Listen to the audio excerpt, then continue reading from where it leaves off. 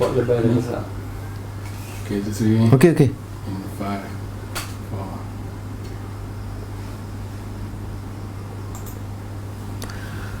4. Assalamualaikum warahmatullahi wabarakatuh dan salam sejahtera. Sekali lagi kita doakan kepada Allah SWT, mudah-mudahan kita dalam keadaan yang baik dan selamat dan patuh kepada arahan pembatasan sosial atau jarak sosial. Pagi tadi saya berkesempatan sebagai tanggungjawab jiran di sekitar Segambut untuk ke beberapa kawasan di Segambut Dalam, di kalangan masyarakat berpendapatan rendah dan miskin, mendengar sendiri dan menyampaikan sedikit bantuan bagi pihak keluarga. Kalau di Port Dickson itu tanggungjawab yang rasmi sebagai ahli parlimen, tapi yang ini sebagai tanggungjawab jiran tetangga. Yang saya dengar keluh kesahnya itu banyak. Pertama, yang bekerja dan diberhentikan. Kedua, yang berniaga sebagai penjaja, pembuat kuih dan juga catering kecil-kecilan, perniagaan nasi lemak yang tak dapat meneruskan perniagaan seperti biasa. Untuk minggu pertama mereka dapat bertahan, tapi untuk minggu kedua, ketiga nampaknya sangat terkesan. Bantuan kami hanya ala kadar. Saya doakan mudah-mudahan dapat kita selesaikan masalah dengan segera dan minta supaya kalangan atasan ini lebih prihatin tentang masalah yang di bawah. Kerana kalau kita lihat kebanyakan kenyataan dan yang diwar-warkan di media sosial, dana dan diedarkan bantuan, memang betul saya akui, baik kerajaan, baik NGO, baik jawatan surau dan masjid, baik pelbagai langkah yang diambil kita hargai. Tetapi bila kita lihat ke bawah sendiri, itu tak sama dengan apa yang diwar-warkan, kerana jumlah yang terkesan itu agak banyak. Jadi saya harap orang yang lebih berada jalankanlah tanggungjawab mereka, ya. Orang yang billionaires, ya, yang hidup dengan begitu mewah, dengan senang, ya, dan juga dengan anak-anak juga yang sudah billionaires, itu curahkanlah. Janganlah bagi cadangan-cadangan yang mengarut, yang kadang menyakiti perasaan orang susah. Orang susah ini dia bukan fikir hobi, dia fikir nak makan keperluan harian mereka. Ini saya rasa serius, ya, kerana ini kita sebagai, ya, orang politik boleh bagi pembicaraan, himbauan, gesaan dan sangan, ya. Tetapi orang yang menghadapi masalah di bawah itu lebih rendah daripada apa yang biasa. Kalau lihat respon netizens, itu kedudukan mereka rendah. Dan saya pantau itu sekitar 10-15 minit berjalan sekitar kawasan Segambut ini pun agak merisaukan. Jadi saya sekali lagi gesa orang, bukan saja kerajaan, tapi orang yang berada dalam masyarakat kita, orang kaya, orang yang senang, yang telah mendapat insentif, kemudahan kontrak, keuntungan yang berbilion, boleh beli segala macam, dari private jet kepada segala kemudahan. Tolonglah curahkan sekarang ini kepada yang sangat memerlukan.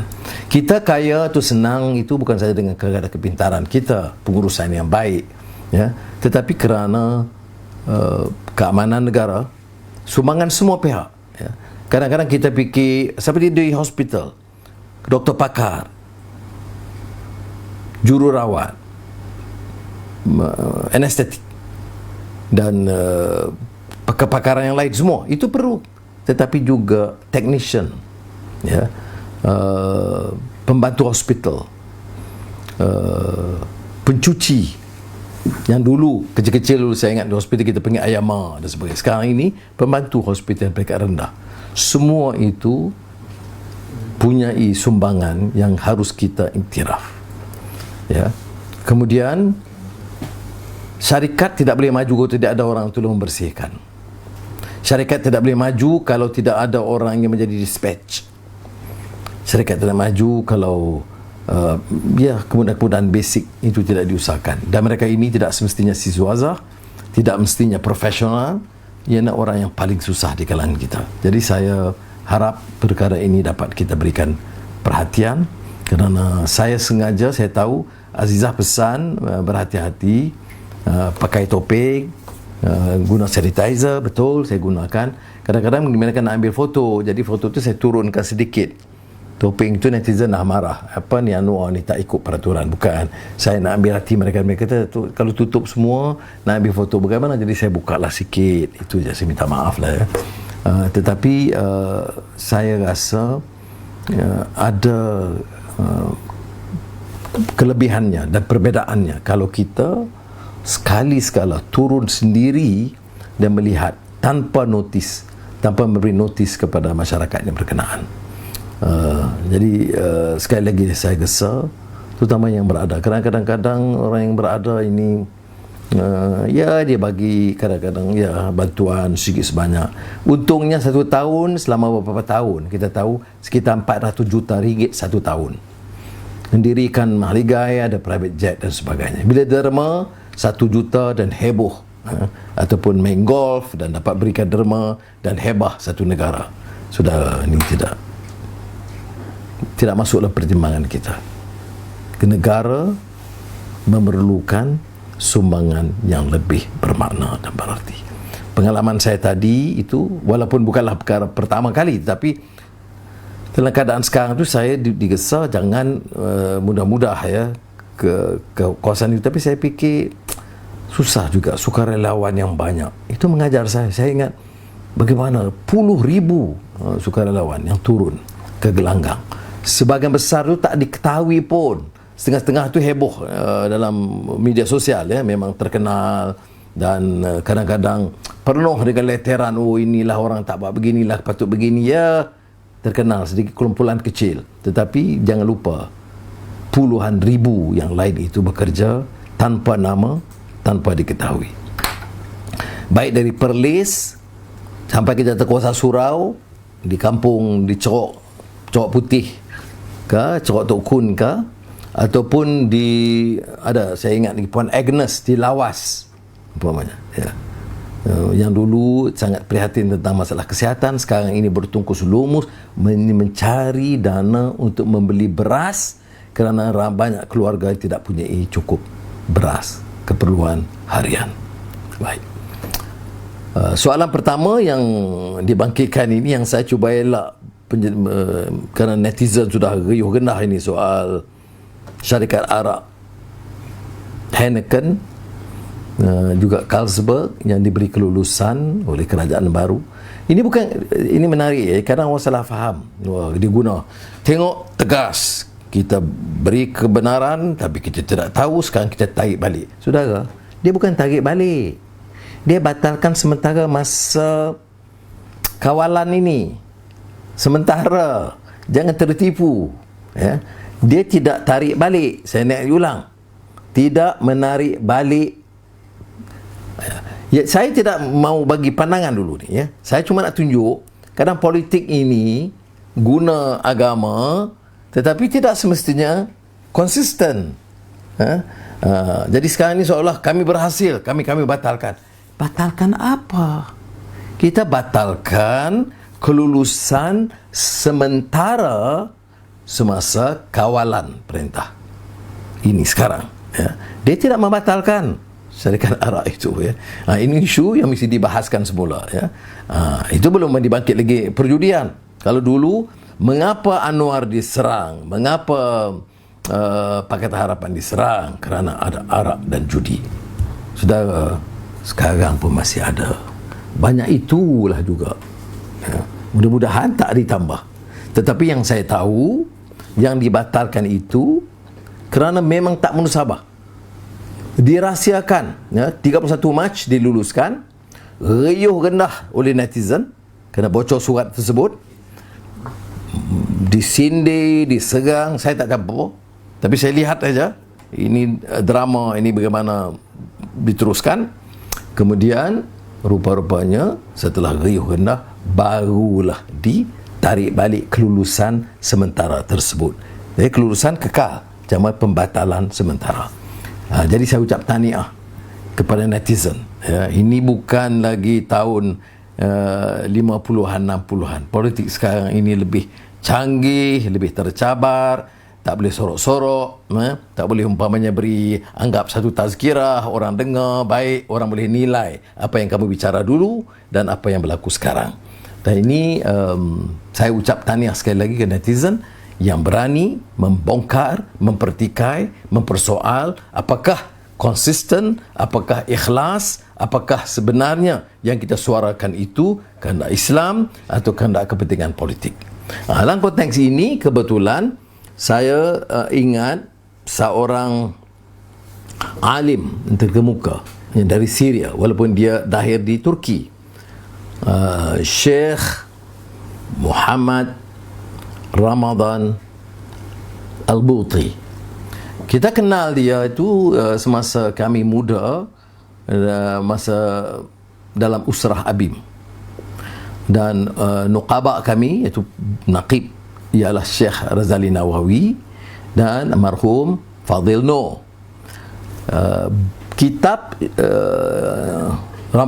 Syekh Ramadan Al-Buti almarhum ini, Fiqhus Sirah, adalah teks kami pada masa itu, ya.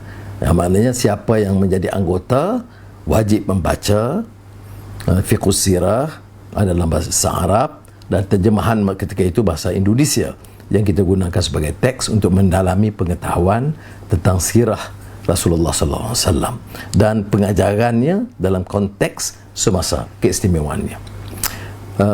Saya baru ini disampaikan juga satu khutbah dari Syekh Ramadan Al-Buti ini yang pelajarannya tentu di Universiti Al-Azhar, kerana itu masa itu tetap satu universiti Islam yang terkemuka sehingga ke ijazah kedoktoran.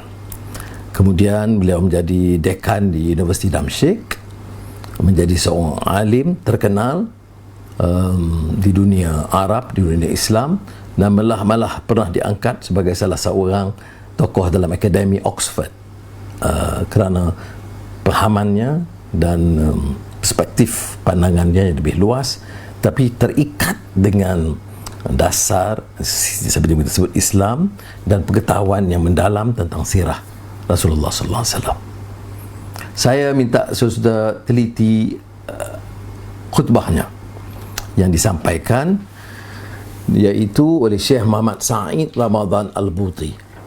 Syekh Sa'id Ramadan Al-Buti dalam khutbahnya menyebut, ya, wa idza humul yaum yuftuna bi ibaha wa idza humul yaum yuftuna bi ibahatiha yuftuna bi sihhatiha yuftuna bi jawaziha wa natasaalu ala hunalika dalilan ghaba ankum bil ams wa araftumuhumul yaum wa araftumuhul yaum wa min thamma ghayyartumul hukm.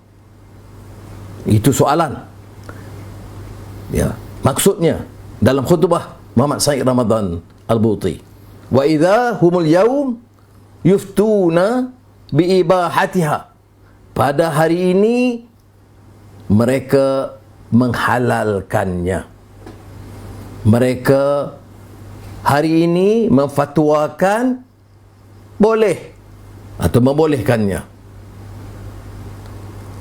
Kami ingin bertanya, kata Sayyid Ramadan, kepada kelompok ini, hunalika dalilan ghaba ankum bil ams, apakah dalil-dalil ini tidak kamu jumpa waktu dahulu dan kamu baru dapati, wa araftumuhul yaum wa min thamma ghayyartumul hukum, dan kamu baru dapati pada hari ini lalu kamu mengubah hukumnya. Dengar betul-betul ni, ya. Hari ini kamu halalkan, kamu fatwa kata boleh. Ini maknanya berbeza daripada apa yang kamu jumpa dulu. Jadi dia tanya kepada kelompok ini, dalil ini kamu tak tahu ke masa dulu? Tak jumpa ke dalil itu? Atau kamu baru dapati hari ini lalu kamu ubah hukumnya. Itu soalan dia. Soalannya, jawab Sayyid Ramadan lagi. La, al-hukmu huwa wad dalil huwa walakinnal maslahata siyasiyata hiya allati ikhtalafat. Tidak, la. Hukumnya sama, al-hukmu huwa wad dalil, dan dalilnya tetap sama. Huwa walakinnal maslahata siyasiyata, yang berubah adalah cita-cita, maslahah siasah, maknanya kepentingan, maslahat politik mereka. Walakin, ingat, yang berbeda apa dia? Maslahat siyasiyata hiya allati ikhtalafat. Itu ialah kepentingan politik semasa yang berubah. Ini sekadar pandangan atau khutbah Said Ramadan Al-Buti dalam khutbahnya. Saya cuba baca dalam teks Arabnya. Belum, saya mengaji di sekolah Inggeris, Malay College Kuala Kangsar. Jadi tapi itulah maksud dia. Kalau kita faham, itu peringatan ulama. Semalam saya sebut tentang kitab Abdul Qadir Adah, sebenarnya Abdul Karim Zaidan, saya kawan juga yang mengupas tentang ulama yang baik, ulama yang sesat dan menyesatkan dan bagaimana kita nak tahu? Kita nilai. Jadi Said Ramadan Al-Buti dalam khutbahnya tu meminta kita fikir, apa sama yang disebut dulu dengan yang disebut sekarang? Apakah dalilnya dalil baru atau dalil lama? Apakah dulu dia tak tahu lagi dalil ini atau diubah sekarang? Atau jawab dia, sebenarnya dia tahu. Yang berbeda adalah maslahat siyasiyata, maslahat politik yang mengatasi hukum dan dalil. Kata siapa? Al-Syekh Al-Marhum Al-Syekh Muhammad Said Ramadan Al-Buti, Maha Guru dari yang kita ikuti dan kita ketahui. Mudah-mudahan kita dapat renung dan baca. Jangan cepat hukum, fikir dulu, renung dulu, nilai dulu. Saya tahu ada netizen kalau dari segi parti itu, dia kerja dia tulis maki hamun, sebab kerja dia begitu, dakwah dia al-maki wal hamun. Tetapi saya nak anjurkan baca dan teliti. Kita boleh buat pertimbangan politik semasa sedikit sebanyak, tetapi bila mari soal hukum, soal dalil, dan merujuk pandangan-pandangan. Selama ini ada yang sebelum ini saya bawa Syekh Yusuf Al-Qaradawi, kali ini Syekh Muhammad Said Ramadan Al-Buti, yang saya anggap masih fiqhus sirah itu bacaan basic. Mudah-mudahan generasi muda nak kenal Islam, jangan kenal hanya dari ceramah-ceramah politik, tetapi mesti ada asas pengetahuan tentang akidah, tentang akhlak, tentang syariat, tentang siasah yang dikupas oleh ulama muktabar. Kalau tidak, kita hanya rojok satu, kita walak kepada satu, dia maki ke, dia fitnah ke, dia hamun ke, kita terima kerana kita walak kepada orang, tidak kepada dasar hukum dan teks. Mudah-mudahan Allah SWT memberikan kekuatan kepada kita. Soalan yang kedua ialah tentang pengumuman Perdana Menteri tadi, iaitu tambahan pakej ransangan prihatin yang banyak menyentuh kedudukan industri kecil dan sederhana atau perusahaan kecil dan sederhana. Dan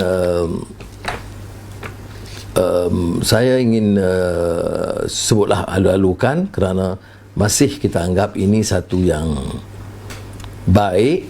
Secara umumnya, kurang-kurangnya kerajaan ini dia tak boleh ketepikan pandangan rakyat dan netizen. Ini satu yang dianggap satu kelompongan, satu kelemahan dalam pakej rancangan yang lalu, maka diserang kerana seperti mana kita tahu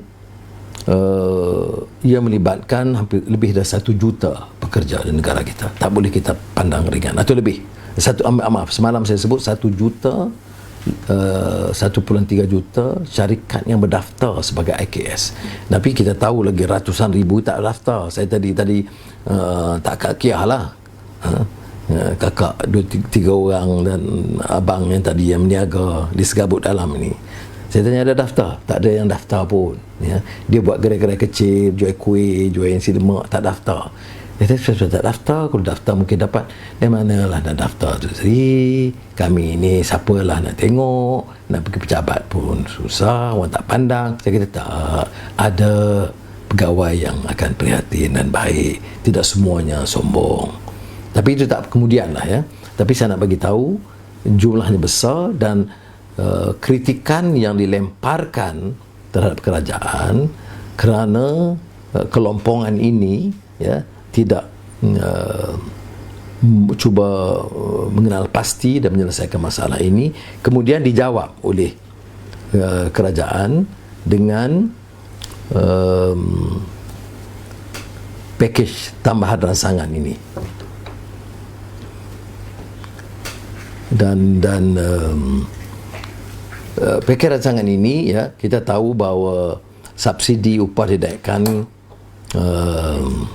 daripada 5.9 bilion kepada 13.8 bilion, geran prihatin 21 bilion atau 3,000 bagi setiap perusahaan mikro sebanyak 700,000. Ini saya ingat satu yang perkembangan yang agak positif, sebab keutamaan diberikan kepada lebih 700,000 yang di bawah kategori mikro. Ada yang saya sebut semalam, ya, kategori mikro yang di bawah yang paling terkesan.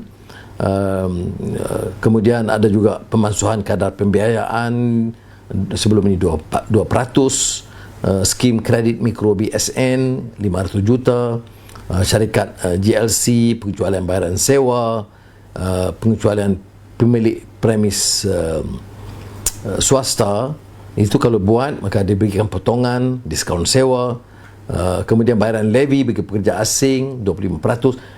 Dan ini saya tolong rumuskan ini pandangan Perdana Menteri, yang orang kata saya tak ikuti. Jadi saya ikuti, saya bantu untuk memberikan penjelasan tentang langkah yang dianggap positif menyahut tuntutan dan gesaan netizen selama seminggu yang lalu ini kerana kelompongan. Malah lebih daripada seminggu. Jadi minggu lalu Menteri kata kita akan umumkan. Adalah pengumumannya juga, ya. Jadi kita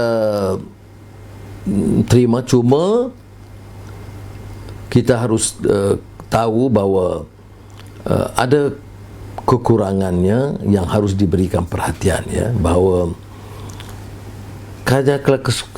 cara keseluruhannya dengan krisis ekonomi berlarutan dari COVID-19 ini akan menyebabkan pendapatan kerajaan akan terjejas parah. Walaupun saya fikir kajian Bank Negara itu agak masih lumayan lah, positif lah, ya. Kalau ada kesemelesetan dianggap rendah, walaupun seluruh kajian lain termasuk Bank Dunia akan lebih rendah daripada itu.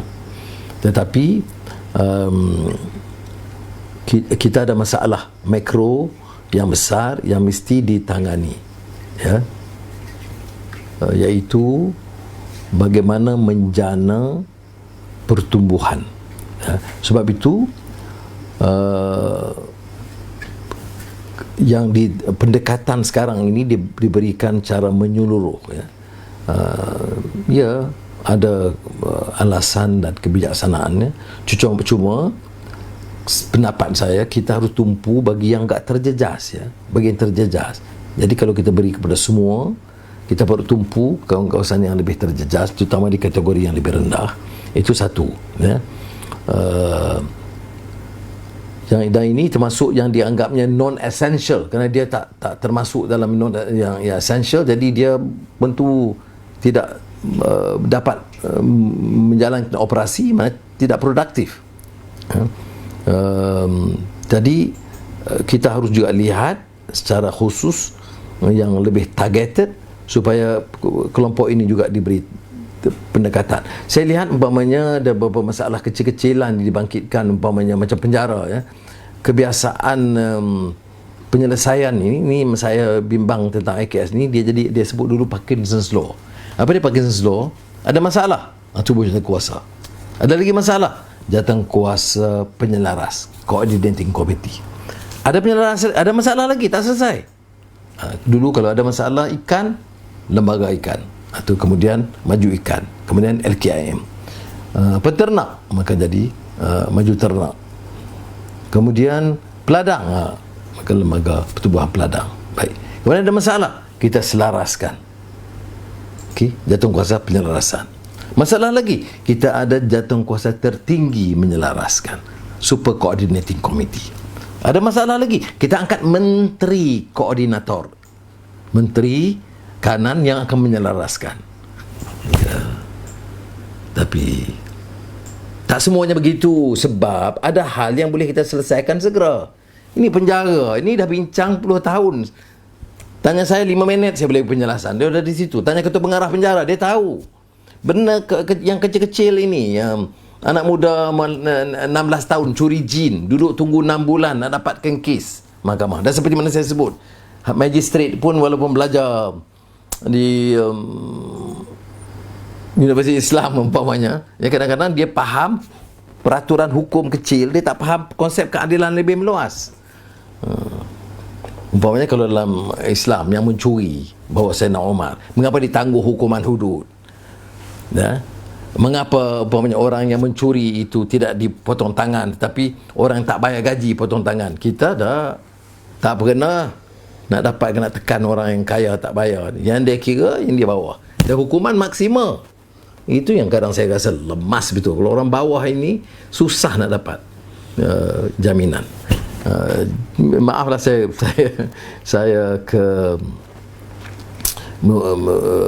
mengusulkan hal yang agak berkaitan kerana ini termasuk bahawanya kalau kita perusahaan kecil ini, ya walaupun tak masuk kategori terendah, ini penjajah, peniaga kecil, ini semua terlibat juga ya.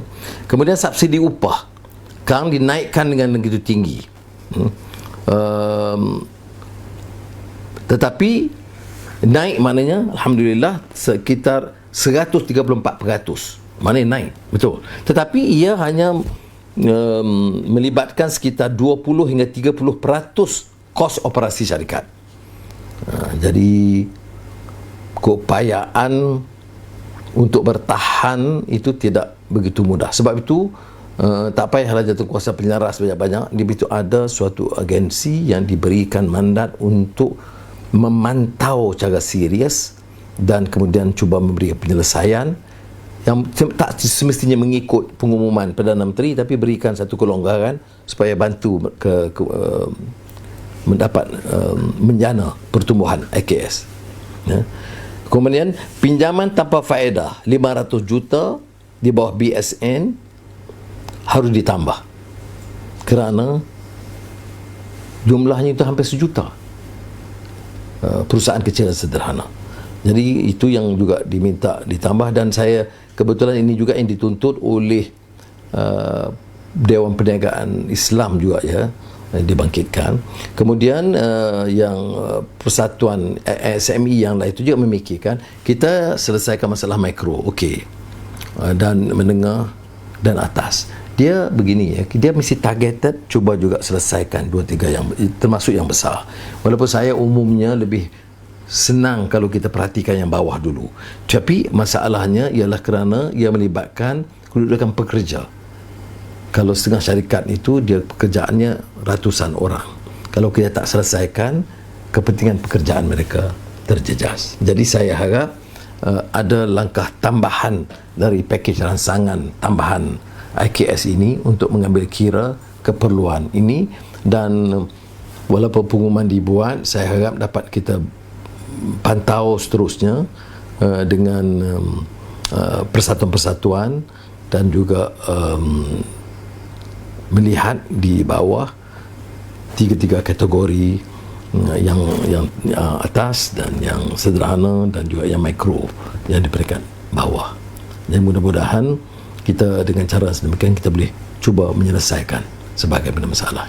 Saya ucap sekali lagi terima kasih. Wassalamualaikum warahmatullahi wabarakatuh.